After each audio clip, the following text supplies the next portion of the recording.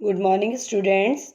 Today we are going to discuss decimal expansion of rational numbers. Rational numbers का decimal expansion कैसा होता है?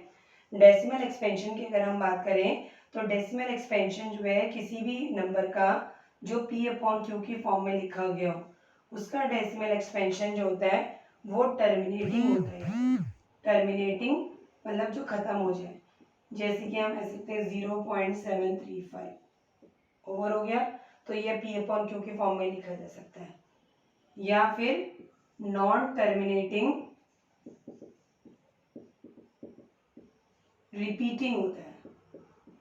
Non terminating होगा, dash dash dash होगा, जैसे कि 0.3333 डैश डैश डैश, जिसको हम लिख सकते हैं 0.3 बार.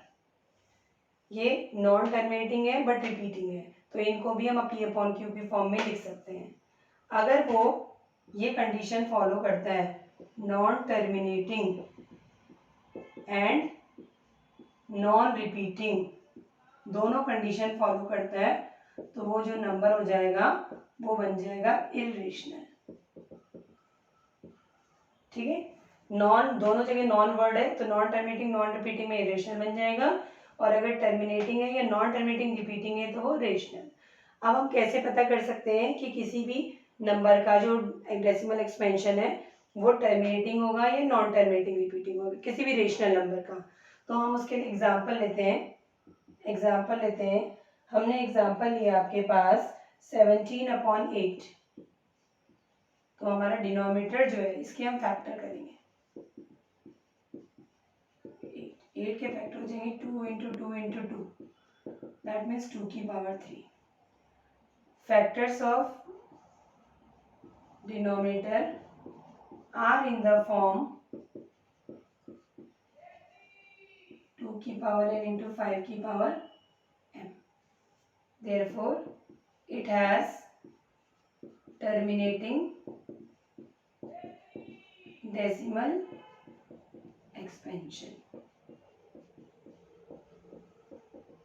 इसे 2 की पावर 3 और 5 की पावर 0 लिख सकते हैं नहीं?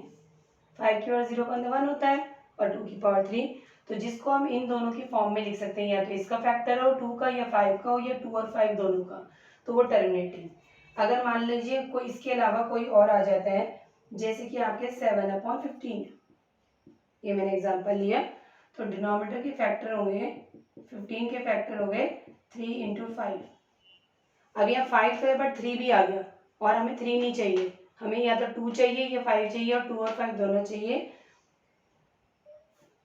Denominator is not in the form of 2 की पावर n into 5 की power m. Therefore, it has non-terminating decimal expansion. Repeating decimal expansion. एक और चीज़ का हमें ध्यान रखना पड़ता है, कभी भी हमारे पास कोई नंबर होता है तो सबसे पहले हमें उसको कन्वर्ट करना पड़ता है. आपको सबसे पहले ये ध्यान रखना सिंपलेस्ट फॉर्म में होना चाहिए. जैसे सिंपलेस्ट फॉर्म में, ये भी सिंपलेस्ट फॉर्म में. एक एग्जांपल और है हमारे पास 6/15.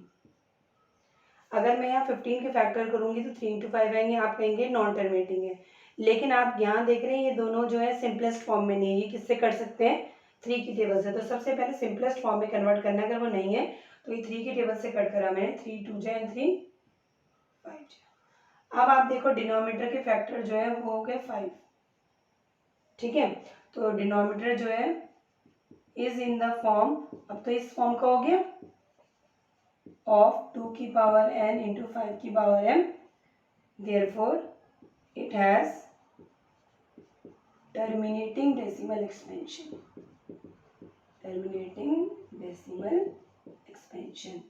हमेशा ध्यान रखना है decimal expansion terminating and non terminating बताने के लिए डिनोमिनेटर के फैक्टर करने हैं. डिनोमिनेटर के फैक्टर जो होने चाहिए 2 और 5 होने चाहिए, या तो 2 या 5 या 2 और 5 दोनों. 2 और 5 के अलावा कोई आ गया तो नॉन टर्मिनेटिंग बन जाता है, रिपीटिंग. और दूसरी चीज़ हमेशा पहले ये चेक करना है कि वो सिंपलेस्ट फॉर्म में है या नहीं. अगर सिंपलेस्ट फॉर्म में तो डायरेक्ट फैक्टर कर दो, अगर सिंपलेस्ट फॉर्म में नहीं है तो पहले सिंपलेस्ट फॉर्म में कन्वर्ट करिए और उसके बाद उसके फैक्टर करने हैं।